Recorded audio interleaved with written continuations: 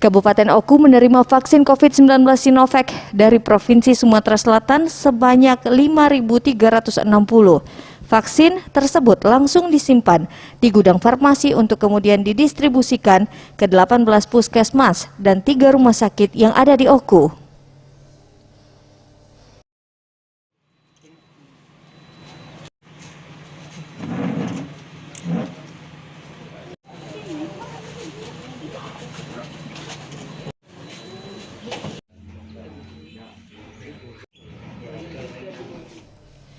Dari 5.360 vaksin tersebut, 2.680 vaksin akan diberikan kepada tenaga kesehatan di Oku. Direncanakan, Sekretaris Daerah Kabupaten Oku akan menerima vaksin perdana yang diikuti oleh Kapolres Oku, Kepala Kejaksaan Negeri, serta beberapa pejabat lainnya.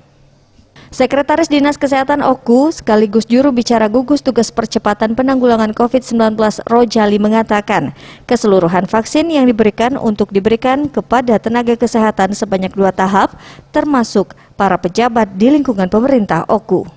5.360 vaksin. Nah, itu. Jadi sasarannya sementara ini untuk tahap pertama itu tenaga kesehatan yang berjumlah sasaran 2.651. Sasaran ini yang tahap pertama ini. Kenapa 5.360?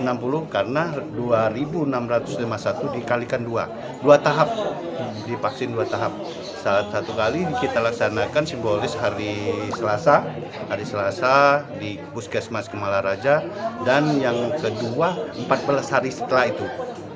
Mudah-mudahan sasaran ini akan tercapai. Dan tahap kedua nanti ASN yang lainnya termasuk guru-guru. Ada lagi tahap ketiga, itu masyarakat, seluruh masyarakat.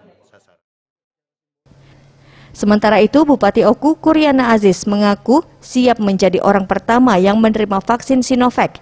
Namun Kuryana masih menunggu aturan jelas terkait vaksin tersebut. Apakah dirinya bisa diberikan vaksin atau tidak? Dan itu utamanya untuk tenaga kesehatan dulu. Pertama itu tenaga kesehatan. Iya, kan tidak masalah, bukan takut, tidak takut. Apalagi orang di peluru, kayak ada penyok. Bagus Mihargo, Sriwijaya TV.